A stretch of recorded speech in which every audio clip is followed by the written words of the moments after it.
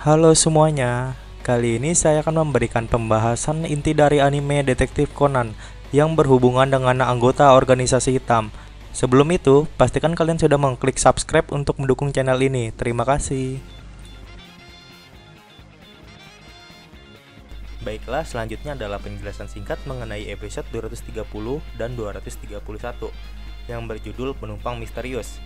Awal episode dimulai dengan kehadiran 3 anggota organisasi hitam, yaitu Jin, Vodka, dan Vermont, yang sedang berdiskusi tentang pencarian orang. Lalu, para detektif cilik dan Profesor Agasa sedang berada di sebuah bus, dengan tujuan untuk pergi bermain ski. Atas permintaan Profesor, ya walaupun saat itu dia juga sedang flu. Saat di pemberhentian bus di Taman Beika, ada seseorang yang berpakaian serba hitam, dan Conan mengira bahwa dia adalah anggota organisasi hitam. Namun Ayah Haibara bilang dia bukan dari organisasi hitam, karena anggota organisasi hitam itu memiliki bau yang khas. Conan bertanya kepada Ayah Haibara kenapa saat kasus Bisco kamu tidak memberitahukannya kepada Conan bahwa ada anggota organisasi hitam di dekatnya itu. Ayah Haibara bilang bahwa dia tetap bisa menciumnya, bau dari Bisco. Namun ia juga mencium seseorang yang lebih kuat dari Bisco, yaitu dalam imajinasinya adalah Vermont. Namun saat itu Conan dan Ayah Haibara masih belum mengetahui siapa itu Vermont. Kata penciuman mungkin bagi Ayah Haibara adalah merasakan kehadiran dari sosok anggota organisasi hitam tersebut. Saat menjelaskan indera penciuman milik Ayah Haibara, tiba-tiba Ayah Haibara merasakan kehadiran dari anggota organisasi hitam dan membuatnya ketakutan akibat dari perasaan tersebut, dan bilang kepada Conan tolong pindah tempat bangkunya dan tolong sembunyikan dia.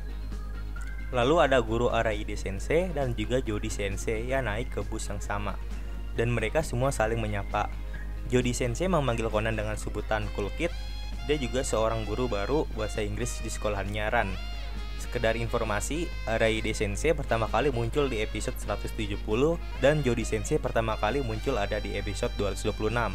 Keduanya berstatus menjadi guru. Lalu ada seseorang lagi yang naik ke bus, yaitu seseorang yang memakai masker. Conan pun mengawasi pria tersebut, dan di antara para penumpang ada 2 orang yang sudah berpakaian untuk bermain ski. Tiba-tiba kedua orang tersebut mengeluarkan senjata berupa pistol dan berupaya membajak dan merampok semua orang yang ada di dalam bus itu, sehingga membuat semua orang kaget. Perampok itu menyuruh supir untuk tetap menjalankan busnya secara perlahan, jangan menerima penumpang lagi, dan menelpon ke perusahaan bus tersebut untuk melaksanakan negosiasi, karena saat ini kedua perampok itu sudah membajak bus. Perampok itu memiliki satu permintaan, yaitu membebaskan temannya yang bernama Yashima Kunio dari penjara. Jika tidak dikabulkan, dia akan menembak satu penumpang setiap 1 jamnya. Saat kedua perampok itu sedang berada di depan, Conan langsung mengambil anting teleponnya guna untuk melaporkan situasi di dalam bus ini terhadap pihak kepolisian. Namun Conan ketahuan, dan Conan merasa bingung sebab dari posisi tersebut para pelaku itu tidak mungkin bisa melihat Conan. Dan Conan yakin bahwa ada orang ketiga di balik pembajakan bus ini yang bisa mengawasi gerak-gerik para penumpang secara menyeluruh. Conan menduga dari ketiga orang yang duduk di belakang salah satunya mungkin teman si perampok itu. Setelah menerima laporan bahwa ada bus yang dibajak, pihak kepolisian sudah memulai aksinya dan menyusun strategi untuk menyelamatkan para penumpang serta menangkap para perampok itu. Lalu kedua perampok itu menaruh tas ski secara sejajar, dan Conan menduga bahwa di dalam tas itu ada bom. Conan melihat ke arah Ayah Haibara untuk meminta suatu saran atau ide, namun Ayah Haibara masih merasa ketakutan karena ia merasakan kehadiran anggota organisasi hitam di dalam bus itu. Perampok tersebut menyuruh 2 penumpang untuk maju ke depan. Kedua penumpang tersebut adalah Araide Sensei dan juga seseorang yang menggunakan masker berwarna putih. Dan saat itu juga Conan sudah mengetahui orang ketiga di balik pembajakan tersebut. Conan melemparkan buku catatan ke arah Jody Sensei. Jody Sensei menyadari dan mengambil buku catatan tersebut dan membacanya. Di buku catatan tersebut tertulis punya lipstik. Lalu Jody Sensei mengambil lipstiknya dan melemparkan lipstik tersebut kepada Conan, dan Conan pun langsung menangkap lipstik yang dilempar oleh Jody Sensei. Dari segi kepolisian Jepang sudah mulai mengejar bus yang dibajak, yang dikoordinasikan oleh Inspektur Megure dan Detektif Chato yang sedang dalam proses pengejaran bus. Saat berada di terowongan, perampok itu berencana menggunakan kedua penumpang yang dipanggil ke depan untuk bertukar pakaian, sehingga para perampok itu bisa menyamar sebagai penumpang dan dapat melarikan diri dengan aman. Agar rencananya lancar, perampok itu berupaya membawa satu sandera lagi. Perampok itu memanggil wanita yang sedang memakan permen karet untuk dijadikan sandera saat proses melarikan diri dan menyuruhnya untuk ke depan. Wanita tersebut langsung kaget dan terlihat ketakutan. Wanita itu langsung ditodong oleh pistol milik perampok, dan perampok itu bilang kepada supir untuk segera tancap gas setelah keluar dari terowongan itu. Conan merasa yakin bahwa wanita tersebutlah orang ketiga dari kasus perampokan ini, menurut yang Conan pikirkan. Para perampok itu nantinya akan berpura-pura menjadi para sandera sehingga mendapatkan perlindungan dan menjadi saksi mata atas perampokan di dalam bus ini. Perampok itu berupaya menuduh Araidi Sensei dan satu orang penumpang lagi sebagai perampok bus, dan berupaya untuk meledakkan bom yang dipasang di dalam bus itu saat keluar dari terowongan, sehingga nantinya ada beberapa korban jiwa di dalam bus itu. Dan Araidi Sensei dan satu orang penumpang lagi yang menggunakan baju ski, mereka pasti akan disangka sebagai perampok tersebut.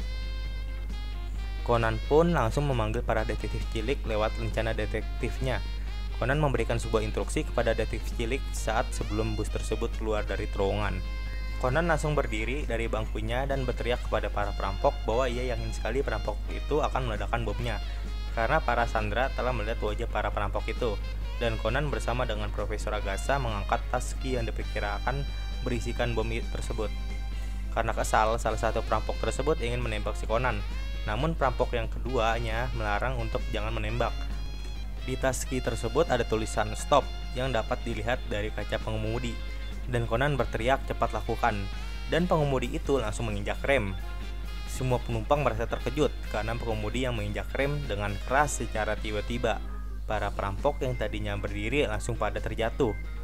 Mitsuhiko dan Genta langsung memeluk tas ski yang kedua agar tas tersebut tidak terbentur dan mengakibatkan ledakan. Sedangkan Conan dan Agasa tetap memegang dengan erat tas ski yang pertama agar tidak terjatuh. Bus itu langsung terhenti setelah keluar dari terowongan. Para penumpang merasa kesakitan akibat terbentur di dalam bus itu, dan para perampok juga sudah pada berjatuhan. Conan pun langsung berlari ke arah salah satu perampok tersebut dan menembakkan jarum bius terhadapnya, dibantu dengan Jody Sensei yang menendang tepat di bagian perut salah satu perampok tersebut. Setelah perampok itu terkena bius, dan Conan meminta Araidi Sensei untuk segera memegang kedua tangan dari wanita sandera itu. Menurut Conan, alat pemicu dari bom itu adalah jam tangannya. Setelah ditangkap oleh Araidi Sensei, wanita itu berteriak untuk segera meninggalkan bus ini, sebab jam tangannya terbentur saat rem mendadak, sehingga jam tersebut mengaktifkan pemicu bom yang ada di dalam bus ini. Bom itu akan meledak dalam waktu 1 menit dari sekarang. Para penumpang kaget dan segera melarikan diri dari dalam bus. Bus saat itu sudah terkepung oleh para pihak kepolisian. Detektif Sato heran kenapa para penumpang berlarian setelah keluar dari bus, dan bertanya kepada Conan apa yang sedang terjadi. Conan langsung menjawab bahwa perampok tersebut membawa bom, dan bomnya akan meledak dalam waktu 1 menit. Saat melarikan diri dari bus, Conan menyadari bahwa Ayah Haibara masih berada di dalam. Tanpa lama-lama, Conan langsung berlari ke arah bus itu dan berupaya untuk menyelamatkan Ayah Haibara dan keluar dari bus itu dengan cara melompat melalui kaca belakang bus itu. Setelah melompat, tiba-tiba bom itu meledak dan Conan berhasil menyelamatkan Ayah Haibara. Akhirnya, Ayah Haibara dibawa oleh pihak kepolisian untuk menuju ke rumah sakit terdekat karena ada luka di bagian kakinya dan ditemani oleh para detektif cilik. Lalu Jody Sensei menghampiri Conan dan bilang terhadap Conan bahwa ia mirip seperti James Bond, dan menanyakan kepada Conan kenapa Conan bisa tahu ada pihak ketiga di kasus perampokan ini. Conan memberikan alasannya, seperti jam tangan wanita tersebut tidak bergerak, tetap berada di angka 1, dan perilaku lain anehnya.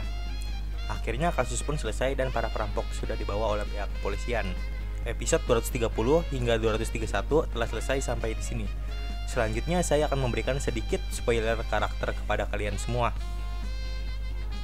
Di episode ini, Conan belum mengetahui identitas sebenarnya dari karakter Jody Sensei dan juga belum mengenal dengan Akai Shuichi. Akai Shuichi adalah orang yang dijadikan sandera oleh para perampok bus tersebut bersama dengan Araidi Sensei. Jody Sensei atau dengan panggilan Jody Sterling dan Akai Shuichi adalah agen FBI yang sedang mencari para anggota-anggota organisasi hitam. Nah, itulah pembahasan awal cerita tentang Detektif Conan. Nantikan part-part selanjutnya.